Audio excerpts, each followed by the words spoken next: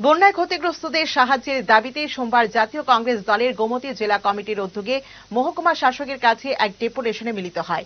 Deputation শুরুর আগে জাতীয় কংগ্রেস দলের মিছিল উদয়পুর জামতলা থেকে দলীয় কার্যালয় থেকে শুরু করে central road, new town road হয়ে ছনবন, নেতাজি সুভাষ ব্রিজ হয়ে জেলা শাসকের কার্যালয়ে উপস্থিত হয়।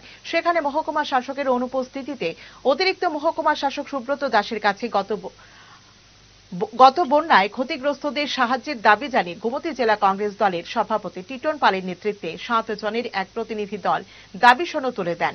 টিটন পাল বলেন, যদি এই দাবিগুলো ইতিমধ্যে পূরণ না হয় তাহলে আগামী দিনে দল বৃহত্তর আন্দোলন গড়ে তুলবে। প্রদেশ কংগ্রেস বারবার সেখানে বলেছিলাম যে ত্রিপুরা রাজ্যকে কেন্দ্রীয় সরকার খরা কবলিত রাজ্য সেখানে ঘোষণা করা হোক, স্পেশাল প্যাকেজ সেখানে দেওয়া হোক।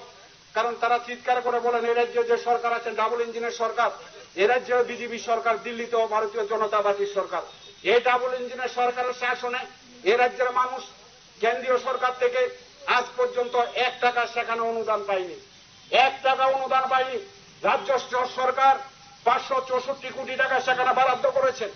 আমরা বরাবর বলেছি এই যে বন্যা ক্ষতিগ্রস্ত মানুষ 20 লক্ষ মানুষ সেখানে ক্ষতিগ্রস্ত হয়েছে, সেই ক্ষতিগ্রস্ত কোন কোন দপ্তরে কি পরিমাণ ক্ষতির পরিমাণ তা সেখানে তদন্ত করে সেখানে নিরূপণ করা হোক।